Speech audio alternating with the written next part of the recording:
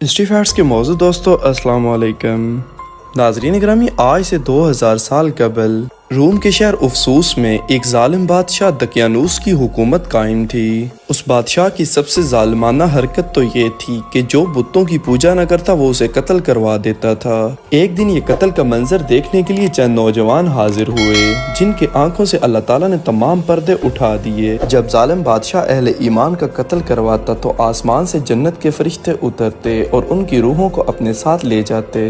ناظرین اکرام، اس ویڈیو میں ہم بات کریں گے اصحاب کہف کے واقعے کے بارے میں۔ اس سبق آموز واقعے کو شروع کرنے سے پہلے آپ سے گزارش ہے کہ چینل کو سبسکرائب کر لیں جبکہ ویڈیو کو آخر تک ضرور دیکھیں۔ ناظرین اکرام، اس بات سے اصحاب کہف کی اہمیت کا آپ اندازہ لگا سکتے ہیں کہ جو اسلام کے دور میں تو آئے نہیں، لیکن اللہ تعالیٰ نے قرآن مجید میں ان کے نام سے پوری سورت اتار دی۔ اور یہی نہیں بلکہ حضور پاک صلی اللہ علیہ وسلم کے اس سورت کے متعلق کئی ارشادات بھی موجود ہیں جس میں انہوں نے اس سورت کے بہت فضائل بیان کیے ہیں۔ موضوع کی طرف واپس آتے ہوئے آپ کو بتاتے ہیں کہ اللہ تعالیٰ کا فرمان ہے اِذ اوی الفتیۃ الی الکہف، یعنی جب چند نوجوانوں نے غار میں پناہ لی۔ مفسرین کا اس میں اختلاف ہے کہ اصحاب کہف کا سبب کیا ہوا جو انہوں نے غار میں پناہ لی، اور یہ ایک اہم سوال ہے۔ محمد بن اسحاق کہتے ہیں اہل انجیل سیدھے راستے سے ہٹ گئے تھے، ان میں گناہوں کی کثرت ہونے لگی، کبیرہ گناہوں کا ارتکاب کرنے لگے۔ بادشاہوں نے بابانگ دھل سرکشی شروع کر دی، عوام سے زبردستی بتوں کی پوجا کرواتے جیسا کہ ہم آپ کو پہلے بتا چکے ہیں، اور بتوں پر چڑھاوے چڑھواتے تھے۔ تاہم پھر بھی کچھ لوگ اللہ والے ایسے تھے جو دین عیسوی پر کاربند تھے، توحید کا اقرار کرتے اور اللہ کی عبادت کرتے۔ جس بادشاہ سے خصوصاً ان کا واسطہ پڑا اسے دقیانوس کہا جاتا تھا۔ وہ بتوں کی پوجا کرتا اور چڑھوائے چڑھاتا تھا، بتوں کے نام پر ذبح کرتا، اور جو اس کے حکم کی خلاف ورزی کرتا اسے اور کوئی سزا نہیں بلکہ قتل کروا دیتا۔ اس نے روم میں قدم رکھا اور وہاں جسے بھی دین عیسوی پر پایا اسے قتل کر دیا، الا یہ کہ جس نے بت پرستی شروع کر دی وہ اپنی جان بچا سکتا تھا۔ حتیٰ کہ اصحاب کہف کے شہر میں آیا، اہل ایمان پر اس کی آمد بہت ہی گراں گزری۔ اہل ایمان اس ظالم بادشاہ سے چھپ گئے اور گرد و نواح میں چلے گئے۔ اس نے اپنے کچھ کارندے متعین کر رکھے جو لوگوں کو گھروں میں جا جا کر باہر نکالتے اور انہیں تلاش کرتے اور دقیانوس کے سامنے لا کھڑا کرتے۔ دقیانوس اہل ایمان کو قتل اور بت پرستی میں اختیار دیتا۔ بعض تو اپنی جان بچانے کی خاطر بت پرستی کو ترجیح دیتے اور بعض عزیمت پر عمل کرتے اور اللہ تعالیٰ کی عبادت سے انکار نہ کرتے۔ جب اس شہر کے لوگوں نے ایمان باللہ میں شدت دیکھی کہ ایمان پر باقی رہنا اپنے آپ کو عذاب میں دھکیلنا ہے یا قتل ہونا ہے، تو انہوں نے شہر سے نکل جانے میں بھلائی سمجھی۔ چونکہ ایمانداروں کے لاشیں درختوں، چوراہوں، دروازوں اور گلی کوچوں میں لٹکائے گئے تھے۔ جب ان نوجوانوں نے یہ کیفیت دیکھی تو بہت غمزدہ ہوئے اور نماز روزہ تسبیح و تحلیل میں مشغول ہو گئے۔ یہ نوجوان روم کے شرفاء میں سے تھے، ان کی تعداد 8 تھی۔ ڈنکے کی چوٹ پر اعلان کرتے جاتے، جس کا ترجمہ ہے ہمارا پروردگار وہی ہے جو آسمانوں اور زمین کا پروردگار ہے، ناممکن ہے کہ ہم اس کے سوا کسی اور کو معبود پکاریں، اگر ایسا کہہ بھی دیا تو بلا شبہ ہم نے نہایت غلط بات کہی۔ یا اللہ ہمیں اس فتنے سے دور کر دے اور اپنے مومنین بندوں سے رنج و مصیبت کو ٹال دے۔ اس دوران یہ نوجوان اپنی عبادت گاہ میں نماز پڑھ رہے تھے، سجدے میں سر رکھے رو رہے تھے کہ دقیانوس کے کارندوں نے انہیں گرفتار کر لیا۔ کہنے لگے تم لوگوں نے بادشاہ کے حکم کی خلاف ورزی کی ہے، لہٰذا بادشاہ کے پاس چلو۔ پھر کارندے ان کا معاملہ بادشاہ دقیانوس کے پاس لے گئے اور کہنے لگے یہ چند نوجوان جو آپ کے اہل بیت میں سے ہیں آپ کا مذاق اڑاتے ہیں اور آپ کا حکم نہیں مانتے۔ چنانچہ جب وہ نوجوان بادشاہ کے پاس لائے گئے، ان کی آنکھوں سے آنسوؤں کی لڑیاں بہہ رہی تھی، ان کے چہرے مٹی میں آلودہ تھے۔ بادشاہ نے ان نوجوانوں سے کہا تم ان معبودوں کے آگے جانور کیوں نہیں ذبح کرتے جن کی پوری زمین میں عبادت کی جاتی ہے؟ لہٰذا یا تو تم دوسرے لوگوں کی طرح ہمارے معبودوں کے لیے جانور ذبح کرواؤ یا پھر قتل ہونے کے لیے تیار ہو جاؤ۔ ان مومنین میں سے بڑے کا نام تھا مکسلمینا۔ اس نے کہا بلا شبہ ہمارا ایک معبود ہے جس کی عظمت سے زمین و آسمان بھرے پڑے ہیں، ہم اس کے سوا کسی اور کی عبادت نہیں کریں گے۔ جن معبودان باطلہ کی تم دعوت دیتے ہو ہم ان کا کسی صورت اقرار نہیں کر سکتے، لیکن ہم اپنے پروردگار کی عبادت کریں گے، ہم اسی کی حمد شکر اور تسبیح کریں گے، ہم اسی سے مدد مانگیں گے، وہی نجات دہندہ ہے اور تمام تر بھلائیاں اسی کے قبضے قدرت میں ہیں۔ رہی بات بتوں کی، سو کسی صورت ہم ان بتوں کی عبادت نہیں کر سکتے، جو چاہو کر لو۔ پھر اس نوجوان کے ساتھیوں نے بھی یہی بات کہی جو اس نے کہی۔ دقیانوس بولا میں فی الفور تمہیں سزا نہیں دیتا ہوں بلکہ تمہیں تھوڑی سی مہلت دے دیتا ہوں۔ اپنے معاملے کے بارے میں تم سوچ و بچار کرو، تم لوگ نوجوان ہو، تمہاری عمروں کا تقاضا ہے، تمہیں تھوڑی مہلت دی جائے گی۔ پھر اسی نے فاخرہ لباس جو ان نوجوانوں نے زیب تن کیا ہوا تھا اتروایا، اور جو سونا چاندی انہوں نے اپنے جسم پر سجایا ہوا تھا وہ بھی الگ کروا لیا، اور پھر انہیں اپنے پاس سے باہر نکال دیا۔ دقیانوس ایک قریبی شہر میں چلا گیا۔ جب ان نوجوانوں کو پتہ چلا تو انہوں نے آپس میں مشورہ کیا کہ دقیانوس تو ابھی شہر سے نکل گیا ہے، لہٰذا اس کے آنے سے پہلے اپنا معاملہ طے کر لو۔ ایسا کرو کہ ہر ایک آدمی اپنے والد سے گزارے اوقات میں سے کچھ خرچہ لے لو جو ہمیں زیادہ راہ کا فائدہ دے۔ پھر ہم قریب پہاڑ میں واقع ایک غار میں چلے جاتے ہیں، وہاں سکون کے ساتھ اللہ تعالیٰ کی عبادت کریں گے۔ چنانچہ وہ نوجوان حسب حاجت اپنے زیادہ راہ لے کر اس غار کی طرف چل پڑے جسے انہوں نے متعین کیا تھا۔ ان کے ساتھ المعروف اصحاب کہف کا کتا وہ بھی ان کے ساتھ ہو لیا۔ اصحاب کہف کے اس کتے کے بارے میں کئی علماء فرماتے ہیں کہ راستے میں جب نوجوان جا رہے تھے ان پر ایک کتا بھونکنے لگا، پھر ان کے پیچھے ہو لیا۔ نوجوانوں نے اس کتے کو مار بھگانا چاہا مگر وہ کتا نہ بھاگا، اور کچھ علماء تو کہتے ہیں کہ جب بارہا کتے کو انہوں نے بھگانے کی کوشش کی، آخرکار کتا بولا کہ مجھے کچھ نہ کہو اور میری جانب سے تمہیں کسی قسم کی تکلیف کا اندیشہ نہیں ہونا چاہیے۔ میں اللہ کے محبوب بندوں سے محبت کرتا ہوں، تم لوگ آرام سے سو جانا یا اپنا کام کرنا، تمہاری چوکیداری کرتا رہوں گا۔ حضرت ابن عباس رضی اللہ تعالیٰ عنہما کہتے ہیں یہ نوجوان رات کے وقت شہر سے نکل گئے تھے۔ جب دقیانوس بن حانوس نے انہیں بتوں کی پوجا کی دعوت دی، راستے میں ان کا ایک چرواہے کے پاس سے گزر ہوا، وہ بھی ان کی دین کا متبع تھا۔ ان نوجوانوں کی تعداد 7 تھی، چنانچہ چرواہا اور اس کا کتا بھی ان کے ساتھ ہو لیے۔ انہوں نے قریب ہی ایک غار میں پناہ لی۔ غار میں صرف نماز، روزہ، تسبیح و تحلیل، تکبیر و تحمید کرتے رہتے۔ انہوں نے کھانا لانے کی ذمہ داری ایک آدمی کے سپرد کر دی تھی، اس کا نام تملیحہ تھا۔ یہ نوجوان ان میں سب سے زیادہ دلیر اور خوبصورت تھا۔ وہ چھپ کر شہر جاتا اور اپنے ساتھیوں کے لیے کھانا خرید لاتا۔ چنانچہ تملیحہ عمدہ لباس اتارتا اور مسکینوں والا کپڑے پہن لیتا اور روپ بدل کر شہر سے کھانا خرید لاتا، اور شہر میں اپنے ساتھیوں کے متعلق لوگوں سے پوچھ گچھ بھی کرتا، پھر واپس لوٹ آتا۔ اسی طرح ایک عرصہ گزر گیا۔ پھر دقیانوس بادشاہ شہر میں لوٹ آیا، بتوں کے سامنے جانور ذبح کروائے اور ان پر چڑھاوے چڑھائے، جس سے اہل ایمان کے دل ہل گئے۔ جب اگلی صبح ہوئی تو دقیانوس نے ان کو بہت تلاش کیا مگر انہیں کہیں نہیں پایا۔ دقیانوس نے اپنے کارندوں سے کہا ان نوجوانوں نے مجھے بہت پریشان کیا ہے، وہ سمجھے ہیں کہ ان پر غصہ میں جہالت کا ارتکاب کر بیٹھوں گا، حالانکہ اگر وہ توبہ طائب ہو جاتے اور میرے معبود کی عبادت کرنا شروع کر دیتے تو میں انہیں معاف کر دیتا۔ پھر اس نے ان نوجوانوں کے والدین کو بلایا جو کہ شہر افسوس کے عظماء میں شمار کیے جاتے تھے اور ان سے سوال کیا تو انہوں نے کہا بادشاہ سلامت، ہمارے لڑکے اب رحم کے قابل نہیں، وہ فاجر و نافرمان ہو چکے ہیں، اگر وہ چاہتے تو لوٹ آتے، لیکن انہوں نے توبہ نہیں کی اور برابر سرکشی کیے جا رہے ہیں۔ کہنے لگے رہی بات ہماری، سو ہم نے آپ کی نافرمانی نہیں کی، لہٰذا ہمیں نافرمانوں کے بدلے میں قتل نہ کیجیے۔ ان لڑکوں نے تو ہمارے اموال بھی بازاروں میں تباہ کر دیے ہیں، اگرچہ وہ ہمارے بیٹے ہیں لیکن سرکشی کر کے انہوں نے سارے رشتے بالائے طاق رکھ دیے ہیں اور ایک پہاڑ جسے منحلوس کہا جاتا ہے اس پر چڑھ گئے ہیں۔ بادشاہ نے سن کر ان کا راستہ آزاد کر دیا، یعنی انہیں چھوڑ دیا، اور اس کی سمجھ نہیں آ رہا تھا کہ ان نوجوانوں کے ساتھ کیا برتاؤ کیا جائے۔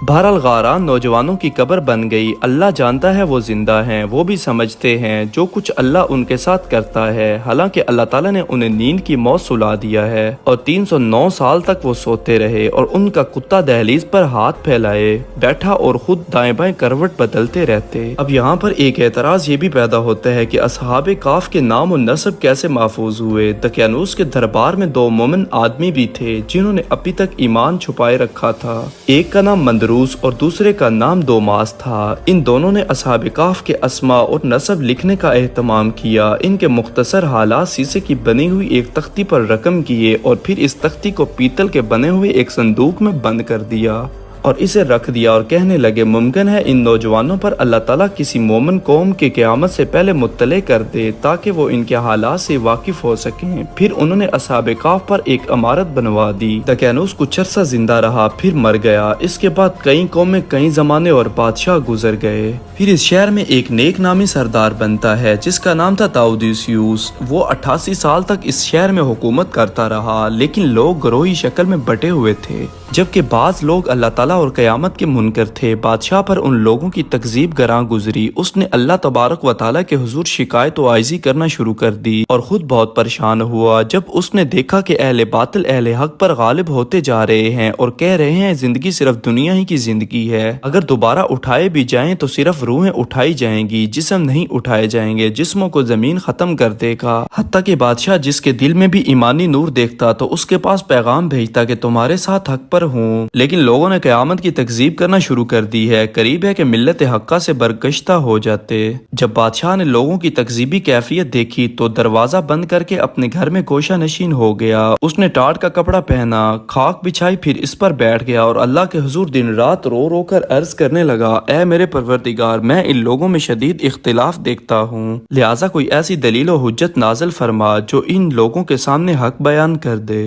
چنانچہ اللہ تعالیٰ نے اس پہاڑ کے رہنے والوں میں سے ایک آدمی کے دل میں یہ بات ڈالی کہ وہ اپنی بکریوں کے لیے باڑا بنائے۔ اس نے 2 مزدوروں کو اجرت پر لیا، انہوں نے پتھر اکھاڑ کر باڑ بنانا شروع کر دیا، حتیٰ کہ غار کا دہانہ پتھروں سے خالی ہو گیا اور دروازہ کھل گیا۔ لیکن اللہ تعالیٰ نے مخصوص روک کے ذریعے انہیں مخفی رکھا، حتیٰ کہ جو آدمی زیادہ ہی دلیری کا مظاہرہ کرتا ہے وہ غار کے منہ میں جھانک کر دیکھتا ہے، جو ہی کتے پر اس کی نظر پڑتی ہے فوراً واپس پلٹ آتا ہے۔ جب غار کے دہانے سے پتھر اکھاڑ لیے گئے، اللہ تعالیٰ نے اپنی قدرت سے اصحاب کہف کو بٹھا دیا۔ وہ خوشی خوشی ایک دوسرے کو سلام کرنے لگے اور یوں کہنے لگے گویا کہ وہ نیند سے ابھی ابھی بیدار ہوئے ہیں، پھر اٹھ کر نماز میں مشغول ہو گئے۔ پھر ان پر نیند وغیرہ کے آثار بالکل ختم ہو گئے، حشاش بشاش معلوم ہوتے تھے۔ ان کا خیال تھا کہ ظالم بادشاہ دقیانوس ان کی تلاش میں ہے۔ جب نماز سے فارغ ہوئے تو اپنے ساتھیوں میں سے تلمیہ سے کہنے لگے، اے بھائی ہمیں بتلاؤ ظالم جابر حکمران کس حال میں ہے؟ وہ سمجھتے تھے کہ حسب عادت معمول کی نیند کی ہے، حتیٰ کہ ایک دوسرے سے پوچھنے لگے ہمیں سوتے سوتے کتنی دیر ہو چکی ہے، جس کے بارے میں فرمان باری تعالیٰ ہے۔ ترجمہ ہے، کہنے لگے ہمیں ٹھہرے ہوئے ایک دن یا دن کا کچھ حصہ ہو گیا ہے۔ پھر خود ہی کہنے لگے جتنا عرصہ تمہیں یہاں ٹھہرے گزرا ہے اس سے تمہارا پروردگار بخوبی واقف ہے۔ تلمیہ نے ان سے کہا، اہل شہر نے تمہیں گم پایا اور تمہاری تلاش شروع کر دی۔ دقیانوس چاہتا ہے کہ تم اس کے سامنے پیش کیے جاؤ اور تم بتوں کے لیے جانور ذبح کرو یا پھر قتل کر دیے جاؤ۔ جس پر بڑے نے کہا، اے میرے بھائیو خوب سمجھ لو، تم نے خدا تعالیٰ سے ملاقات کرنی ہے، لہٰذا ایمان کے بعد کفر کا ارتکاب مت کرنا، چونکہ کل تمہیں بادشاہ کی گمراہی کی طرف بلایا جائے گا۔ اس کا کہنا تھا کہ تم شہر کی طرف جاؤ، سنو ہمارے بارے میں کیا کچھ کہا جا رہا ہے، احتیاط سے جانا تاکہ کسی کو پتہ نہ چلے، ہمارے لیے کھانا خرید کر لانا، ہمیں بھوک لگی ہے، اور معمول سے کھانا زیادہ لانا چونکہ ہم صبح اٹھتے ہی بھوک محسوس کر رہے ہیں۔ تملیہ نے کپڑے تبدیل کیے، غار سے باہر نکلا، غار کے منہ پر اکھاڑے ہوئے پتھر دیکھ کر اسے تعجب ہوا۔ اس نے اپنے ہاتھ دقیانوس کے زمانے کا مہر زدہ درم لے لیا تھا۔ بہرحال لاپرواہی کے عالم میں راستے پر چلتا رہا، حتیٰ کہ شہر پناہ کے دروازے تک پہنچ گیا۔ وہ چھپتے چھپاتے یہاں تک پہنچا کیونکہ اسے نہیں پتا تھا کہ اب نیک و صالح بادشاہ کا دور آ چکا ہے اور ظالم اور جابر حکمران دقیانوس آج سے 300 سال پہلے مر چکا ہے۔ دروازے پر پہنچ کر تملیہ نے نظر اوپر اٹھائی اور سر پر ایک علامت بنی ہوئی دیکھی جو کسی زمانے میں اہل ایمان کے لیے مقرر تھی۔ اسے دیکھ کر اسے بھی تعجب ہوا، اسے چھپ کر مزید دیکھنے لگا، کبھی دائیں دیکھتا اور کبھی بائیں، اسے کوئی آدمی نہ دکھائی دیتا جسے وہ جانتا ہو۔ پھر اس نے یہ دروازہ چھوڑ دیا اور دوسرے دروازے پر پہنچ گیا، اس پر بھی اسی طرح کی علامت بنی ہوئی دیکھی۔ اسے خیال آیا کہ یہ وہ شہر نہیں ہے جسے میں جانتا ہوں اور یہ کوئی اور شہر ہے۔ نئی نئی شکلوں کے اسے لوگ دکھائی دیے جنہوں نے اس سے قبل اسے نہیں دیکھا تھا۔ پھر واپس پہلے گیٹ پر آیا اور کہنے لگا یہ کیا معاملہ ہے، ابھی کل تک تو اہل ایمان اس علامت کو چھپائے رکھتے تھے اور آج سرعام اس علامت کا اظہار کیا جا رہا ہے۔ اسے شک ہوا کہیں سویا ہوا تو نہیں ہے، اپنی چادر درست کی، سر پر ڈالی، پھر اسے احساس ہوا کہ معاملہ کچھ اور ہے۔ شہر میں داخل ہوا، بازار سے گزرنے لگا، کیا دیکھتا ہے کہ لوگ خدا اور عیسیٰ بن مریم علیہ السلام کی قسمیں اٹھا رہے ہیں۔ اس کے تعجب میں اور بھی اضافہ ہوا کہ کل ہی تو حضرت عیسیٰ بن مریم علیہ السلام کے نام دینے والوں کو تختے دار پر لٹکایا جاتا تھا اور آج ہر آدمی حضرت عیسیٰ بن مریم علیہ السلام کا نام لے رہا ہے اور اسے کسی قسم کا خوف بھی دامنے گیر نہیں ہوتا۔ پھر دل ہی دل میں کہنے لگا شاید یہ وہ شہر نہیں جسے میں پہچانتا ہوں، یہاں کے کسی آدمی کو بھی نہیں جانتا ہوں۔ حالانکہ غار کے قریب ترین شہر ہمارا تو یہی شہر تھا۔ حیران و پریشان ایک جگہ کھڑا ہو گیا۔ قریب سے اہل شہر کا ایک نوجوان لڑکا گزرنے لگا، اس سے پوچھا اے لڑکے اس شہر کا نام کیا ہے؟ جواب دیا افسوس۔ تملیہ کہنے لگا میں پاگل ہو گیا ہوں، بہرحال مجھے جلدی جلدی اپنا کام کر کے واپس جانا چاہیے تاکہ پکڑا نہ جاؤں۔ चुनाचे तमाम फरोशों के पास गया, दिरहम निकाल कर एक तमाम फरोश को दिया और कहा, ए अल्लाह के बंदे, इस दिरहम की मुझे रोटी दे दो। आदमी ने दिरहम लिया और उसे उलट पुलट कर देखने लगा, कभी दिरहम की मोहर देखता और कभी खरीदार के चेहरे को तकता। फिर उसने दूसरे नान फरोश को वो सिक्का दिया। इस तरह नान फरोश बहुत सारे जमा हो गए और सिक्के को देखने लगे, ताजुब करते शायद कोई दफनिया हाथ लग गया है। एक दूसरे से कहने लगे, शायद इस आदमी ने पोशीदा खजाना पाया है जो बरसों पहले जमीन में दब गया था।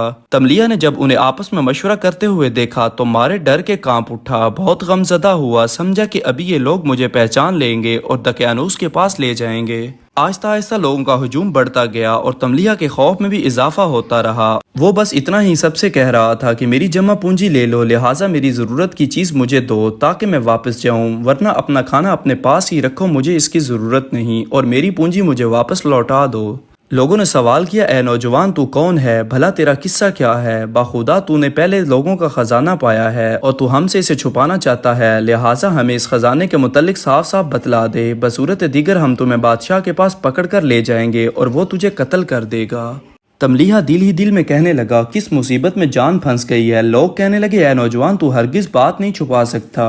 तमलिहा की यह हालत थी कि उसे कुछ समझ नहीं आ रहा था कि क्या कहे और उन्हें क्या जवाब दे। डर रहा था कि अब न जाने कौन सी क़यामत टूटने वाली है। जब लोगों ने देखा ये तो कोई जवाब नहीं दे रहा, उसकी चादर ली और गले में डालकर शहर की गलियों में खींचने लगे, हत्ता कि उसकी आवाज़ सुनकर लोग गली कूचों में निकल आए। पुकारा जाता, एक आदमी के पास खजाना दरियाफ्त हुआ है। अहले शहर के छोटे बड़े सब उसके पास जमा हो गए और आंखें फाड़ फाड़ उसको देखने लगे, कहते, बाखुदा ये नौजवान तो अब हमारे शहर से नहीं, ना ही हम में से कोई इसे जानता है और ना ही किसी ने देखा। तमलिहा की समझ में नहीं आता था कि भला कहे क्या और क्या पूछे। लोगों के हुजूम को बढ़ता देखकर उसका खौफ दो चंद हो गया और खौफ इस कदर उस पर तारी था कि अगर वो कोई बात करना चाहता तो तब भी नहीं कर पाता। बिलफर्ज अगर कहे कि मैं इस शहर का बासी हूँ, इसकी बात को ही नहीं मानेगा। हालांकि फिलवाके उसके वालिदैन भाई बहन शहर में सुकूनत पजीर थे। उसे ये भी यकीन था कि गुज़श्ता कल वो बहुत सारे लोगों को जानता था। उसे मालूम नहीं था कि हम गार में 300 साल सोते रहे। इसी घबराहट में वो खड़ा था, सोचने लगा, मुमकिन है कि घर का कोई फर्द आकर मेरी जान इन जालिमों से छुड़ा ले। जब लोगों से कुछ न हो पड़ा तो तमलिहा को घसीटते हुए शहर के दो रईसों अरमूस और अस्ताफूस के पास ले गए। तमलिहा समझा कि लोग उसे जालिम दकियानूस के पास ले जा रहे हैं। उसने दाएं बाएं देखना शुरू कर दिया। लोग ऐसे मजाक करते जैसे मजनून और परेशान हाल इंसानों के साथ किया जाता है।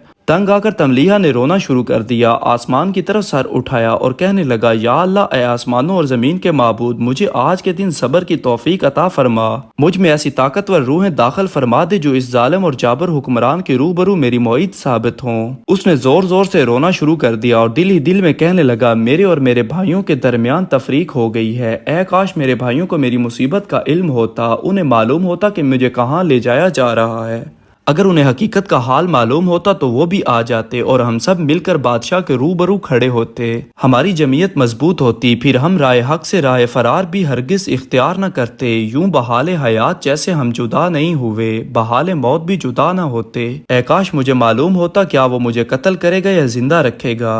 जब तलमिहा को लेकर लोग दो रईसों के पास पहुंचे तो उसे समझ आ गई मुझे दकियानूस के पास नहीं लाया गया, तो उसे किसी कदर सब्र आया। अरमूस और अस्ताफूस ने जब उससे दिरहम लिया, जब गौर से देखा तो उनको ताज्जुब हुआ कि ये कहाँ से आ गया है। ए नौजवान, तूने ये खजाना जो पाया है वो कहाँ है? तलमिहा ने जवाब दिया, मैंने कोई खजाना नहीं पाया, लेकिन ये दिरहम मैं अपने आबाओ अजदाद से हासिल किया है। मुझे नहीं मालूम कि मेरी हालत क्या है और तुमसे क्या कहूँ। उनमें से एक ने पूछा, तू कौन है? उसने जवाब दिया, मेरा नाम तमलिहा है, मैं अपने आप को इस शहर के सकान में से समझता हूँ। लोगों ने पूछा, तुम्हारे बाप का क्या नाम है और तुम्हें कौन जानता है?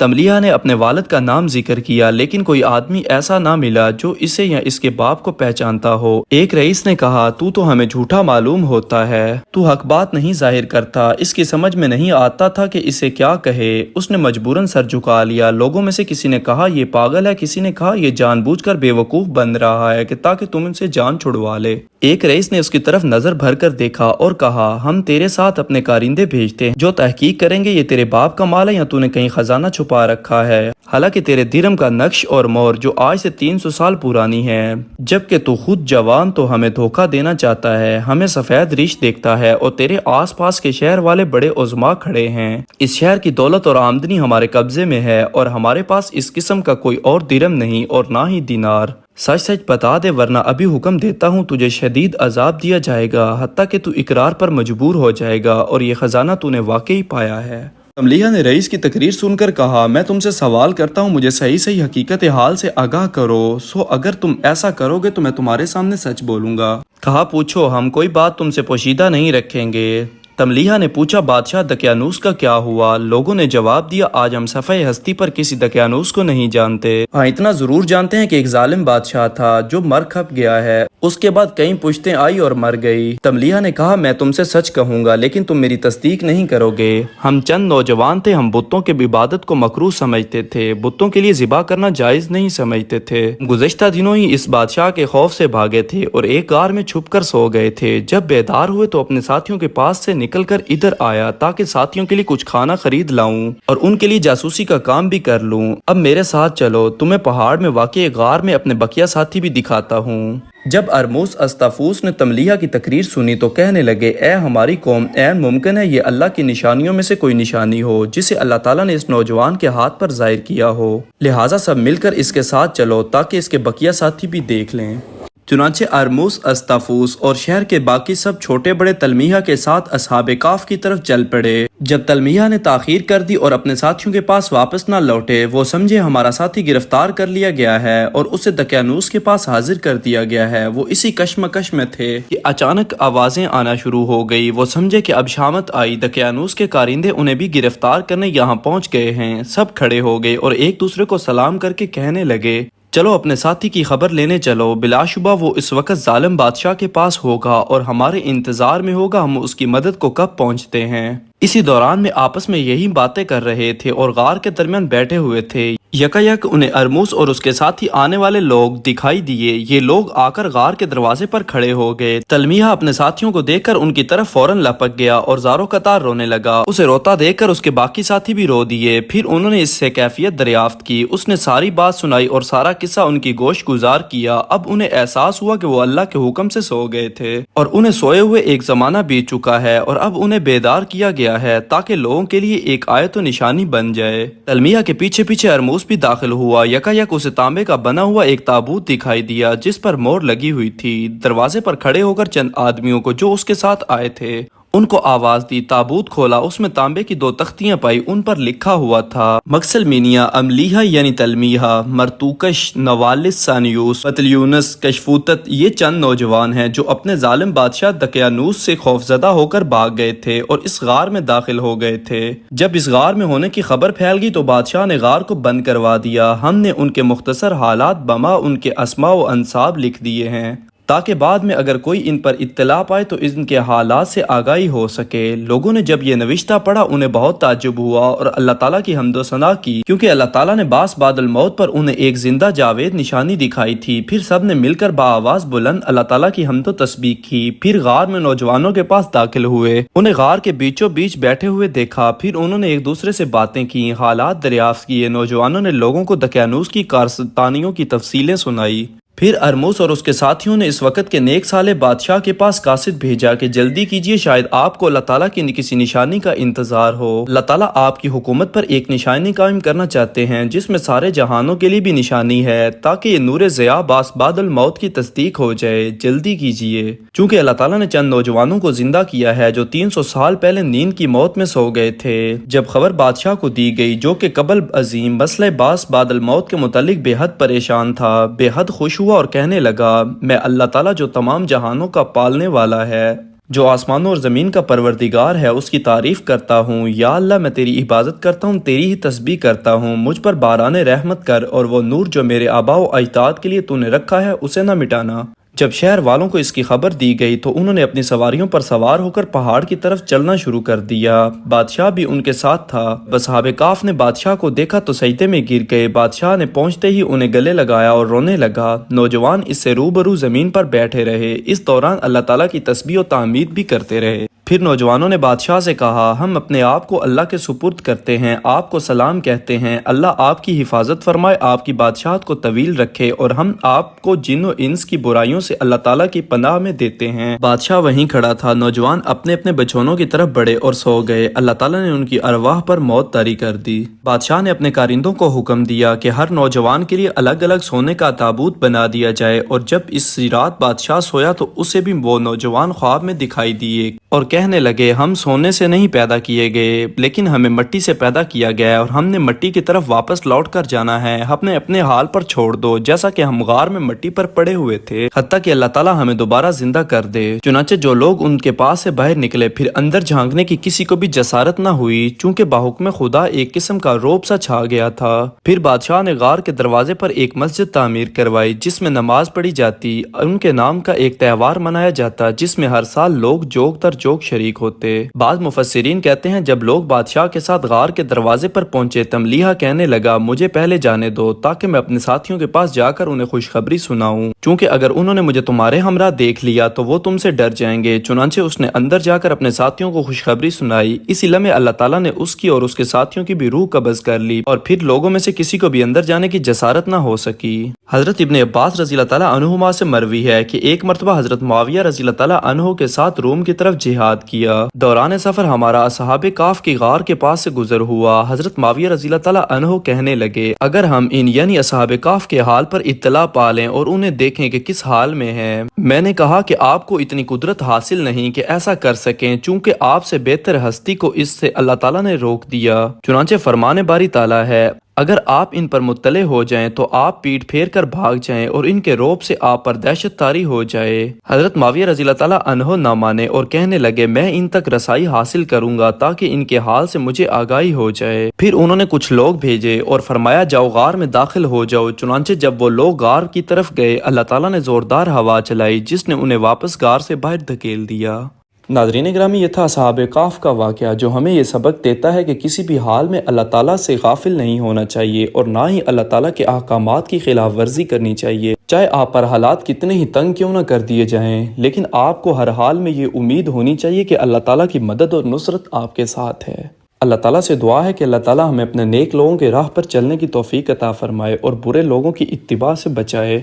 ناظرین گرامی، یہ تھی ہماری آج کی ویڈیو۔ اگر آپ کو اچھی لگی تو اس کو لائک اور شیئر، جبکہ چینل کو سبسکرائب کر دیجیے گا۔ آپ سے جلد ملاقات ہوگی کسی نئی معلوماتی اور تاریخی ویڈیو کے ساتھ۔ اللہ حافظ۔